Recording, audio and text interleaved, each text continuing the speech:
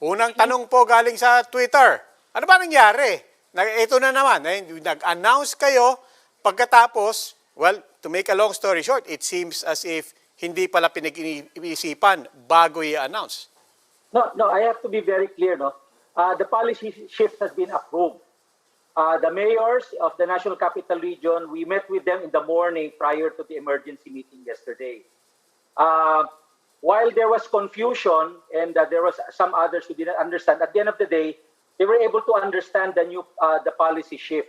It's just the confusion is with the public because this is actually an overhaul of what we are doing in the past. It's entirely different. We're talking about alert protocols, although I won't be discussing in detail yet at the moment because there was a polishing that was made because of the postponement.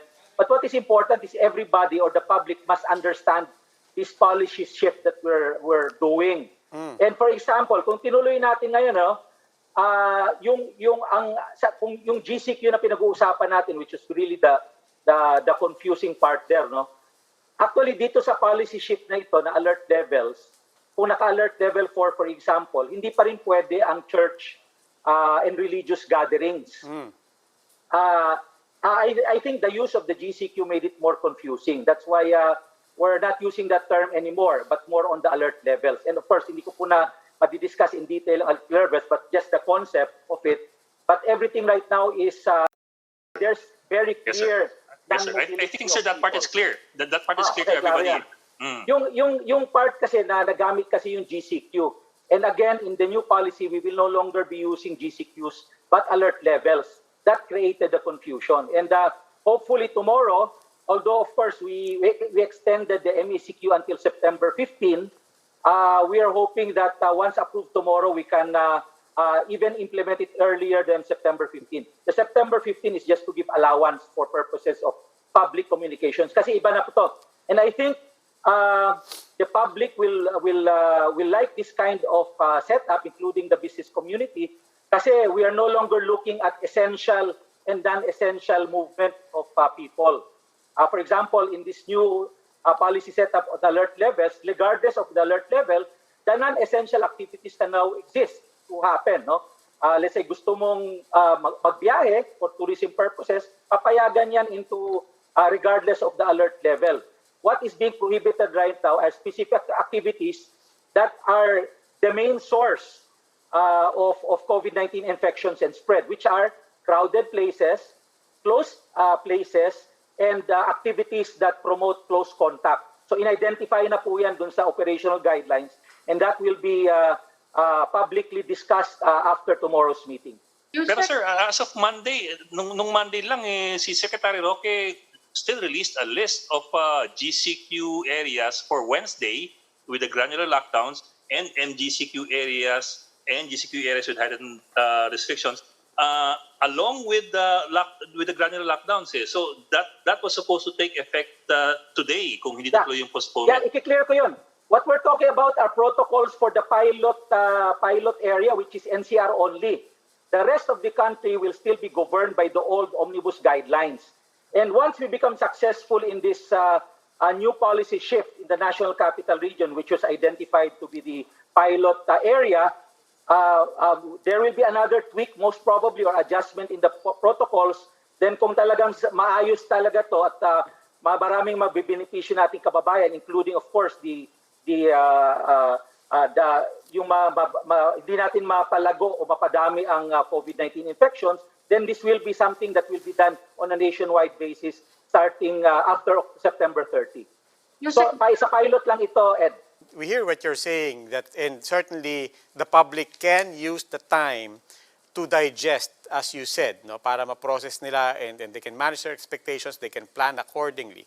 But when we talk to LGUs and when we talk to frontliners and hospitals and so on, they're saying na there were no guidelines to digest in the first place. That was precisely the root of the problem.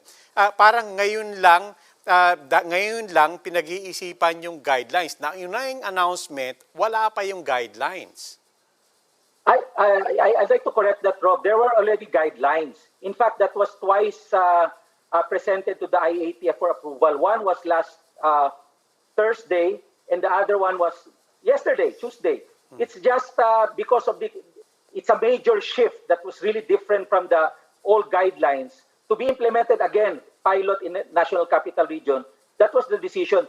Bigyan natin ng konting panahon para ma-discuss sa publiko at maintindihan po nila.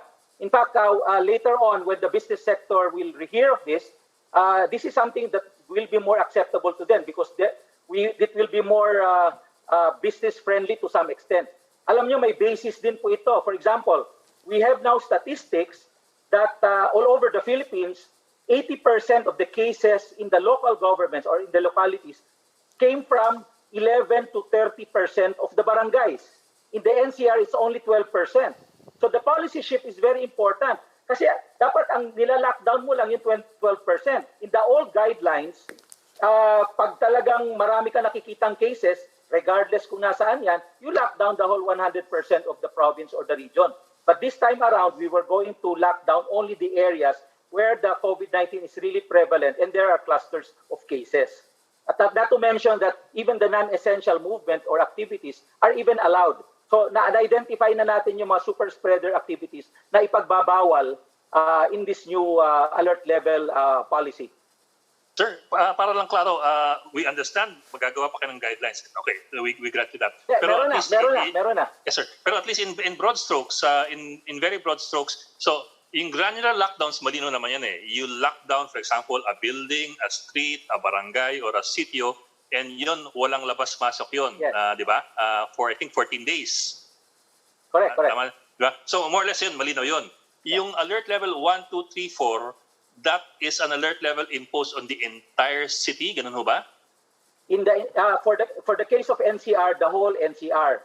Then later on, pag maayos na to, per province na. Okay, so yung alert level 1 being the loosest and 4 being the strictest, so kung alert level 4, for example, yung buong NCR, lockdown yun ng NCR. Hiwalay pa yun sa granular lockdown ng barangay, for example. Yung alert level 4 is not even lockdown. Ang mayayari dito, magiging dalawa lang. Either lockdown ka, na walang apor-apor, except of course, yung meron tayong 1 or 2 or 3 exceptions, or nandun ka sa alert level 1, 2, 3, 4. Dalawa na lang yan. So wala ka ng MGCQ, GCQ, MECQ, or ECQ. Alert level na lang, 1, 2, 3, 4. Baka may 5 pa kung sakasakali. Kaya ayaw ko muna i-discuss in detail kasi meron pang dinadagdag dahil pero I'm sorry, nakakalito po eh. Kasi sinabi nyo, either naka-lockdown ka o hindi. Pagkatapos meron 1, 2, 3, 4. Saan po mag-uumpisa yung lockdown? Sa 1 at 2? Or sa 3 at 4? Yung Robbie, yung 1, 2, 3, 4, yun yung mga ina-identify natin yung level of restrictions dun sa identified activities. Parang ngayon, graduations. Yes, graduated. Ngayon, kung talagang yung probinsya mo, halimbawa, yung NCR, pagpalagay natin, yung cases talagang everywhere na, magla-lockdown ka na. Yung lockdown talaga na experience natin last year. Itong 1, 2, 3, 4, ano lang, parang graduated. There's a percentage of activities that will be allowed depending on the alert level. Binago lang yung pangalan ng mga Oo, sir, parang binago lang ang pangalan. ng community quarantine. So, Ano ba yan? kasi for example, in MECQ, Amy, even non-essential movement or travel is not allowed under MECQ. Dito sa alert levels na ginagawa natin, even non-essentials can move as long as it's not part of the identified restricted activity or sector.